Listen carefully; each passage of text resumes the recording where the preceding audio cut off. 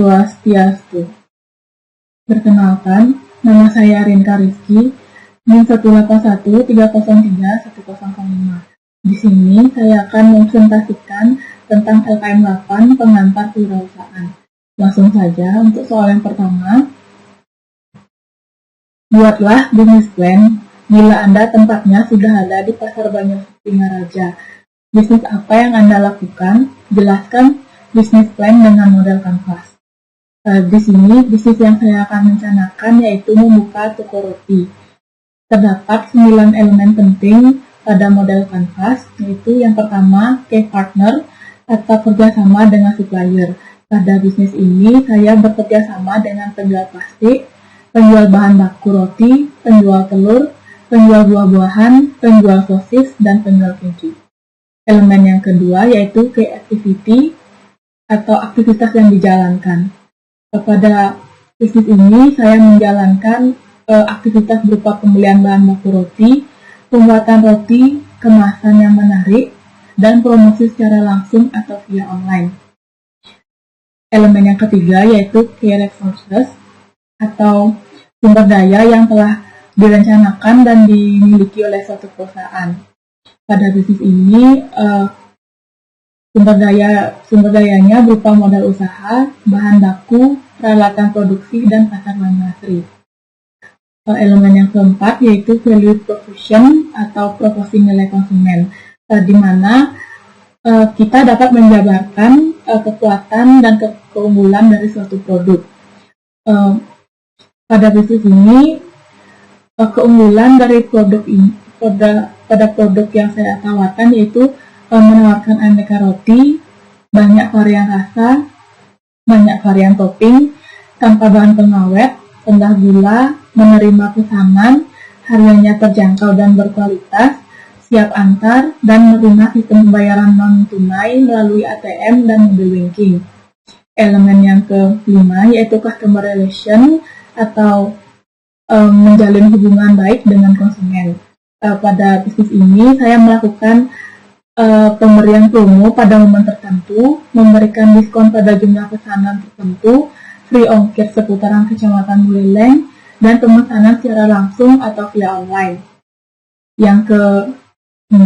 Elemen yang keenam yaitu channel atau saluran, di mana saluran ini menyampaikan produk yang saya tawarkan kepada konsumen.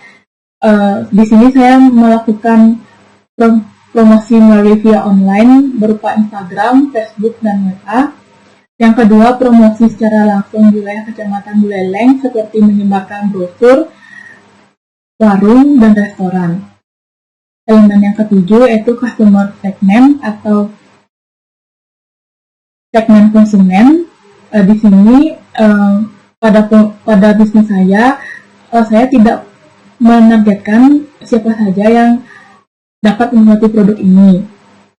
Saya berharap dari berbagai kalangan masyarakat dapat menikmati produk saya, dari anak kecil hingga orang dewasa. Elemen yang ke-8 yaitu cost structure atau struktur biaya bisnis yang dapat mengelola secara efisien dan dapat meminimalkan resiko yang terjadi. Cost struktur yang pada bisnis saya yaitu biaya bahan baku roti, biaya kemasan dan packaging, biaya pemasaran, biaya sewa tempat, biaya listrik, air, dan bahan baku. Elemen yang ke-9 yaitu revenue statement atau sumber pendapatan. Pada bisnis saya ini, sumber pendapatannya yaitu penjualan produk aneka roti. Selanjutnya, soal nomor 2. Ceritakan juga sukses story sesuai dengan bisnis yang Anda sarankan. Di sini saya mengambil judul kisah sukses pendiri Venus Bakery. Roti Unggul Venus merupakan kuliner khas asal kota Bogor. Jika kalian liburan atau sekadar berkunjung ke kota Bogor untuk urusan lain, rasanya tidak akan lengkap tanpa kehadiran roti ini. Sesuai dengan bentuknya yang kecil hingga diberi nama dengan sebutan roti unggul. Ukurannya yang kecil ini menjadi ciri khasnya secara lama. Roti ini sudah melegenda sejak tahun 90-an dan dikatakan sebagai pelopor roti pertama yang menyajikan roti berukuran mungil di Indonesia. Roti unyil Venus pertama kali berdiri pada tahun 1992 yang didirikan oleh kakak beradik bernama Herianti Hawidija dan Hendra Saputra. Pada saat itu, mereka mengalami musibah karena kedua orang tuanya meninggal ketika meninggalkan 6 orang anak yang sebenarnya masih membutuhkan kasih sayang keduanya. Namun, Herianti yang kala itu masih SMA tidak menyerah begitu saja. Dia berusaha mencari cara agar mendapatkan pemasukan untuk kebutuhan sehari-hari. Kemudian, Hendra, adik dari Herianti, pun ikut membantu kakaknya. Ia pertama kali mengusulkan agar mereka menjual roti. Hal itu karena ia pernah mengikuti kursus membuat roti dan ini adalah waktu yang tepat untuk mempraktekannya. Hendra pun akhirnya membuat roti dengan resep sendiri. Roti tersebut pada awalnya berukuran standar dan memiliki 10 rasa yang berbeda. Hanya kemudian ia berpikir untuk mengecilkan ukuran rotinya karena roti-rotinya banyak dimakan oleh anak-anak. Hal itu dilakukan agar anak-anak lebih mudah memakannya. Pada saat itu belum ada roti yang berukuran kecil. Akhirnya Hendra pun mengubah ukuran rotinya jadi lebih kecil dan benar saja roti unyil Venus yang dibuatnya itu makin laku keras. Tidak hanya disukai anak-anak, tapi orang-orang dewasa pun menyukainya.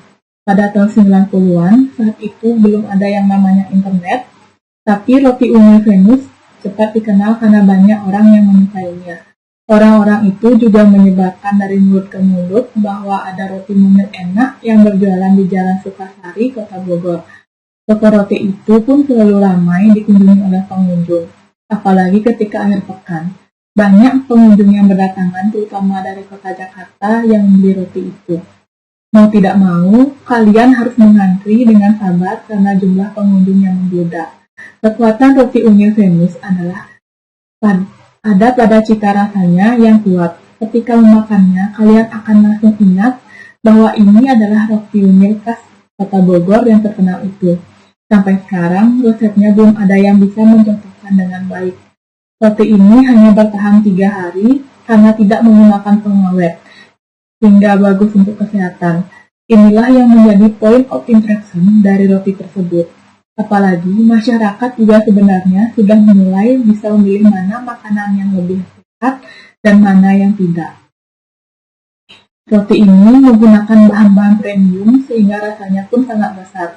Bagian isi roti juga diisi bahan yang tidak akan membuat rasa mual. Saat ini, roti tersebut dijual seharga 2.500 per roti dan berlaku untuk semua varian rasa.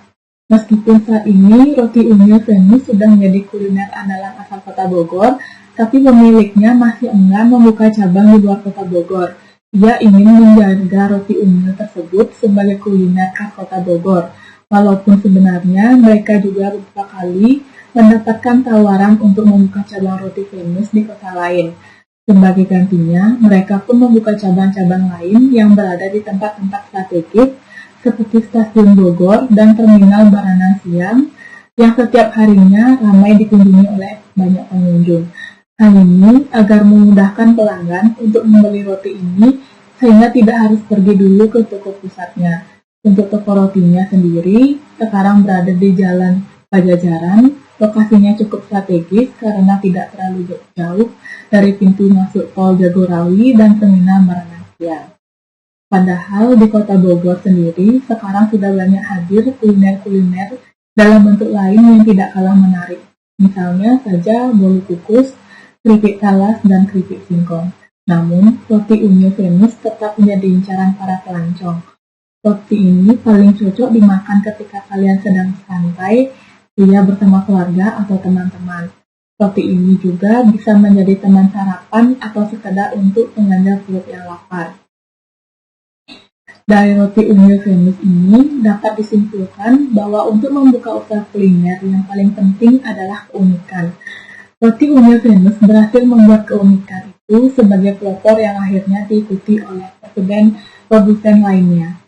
Tapi karena cita rasanya yang unik juga, Itu pun membuatnya tetap menjadi incaran walaupun sekarang saingannya sudah ada di mana-mana.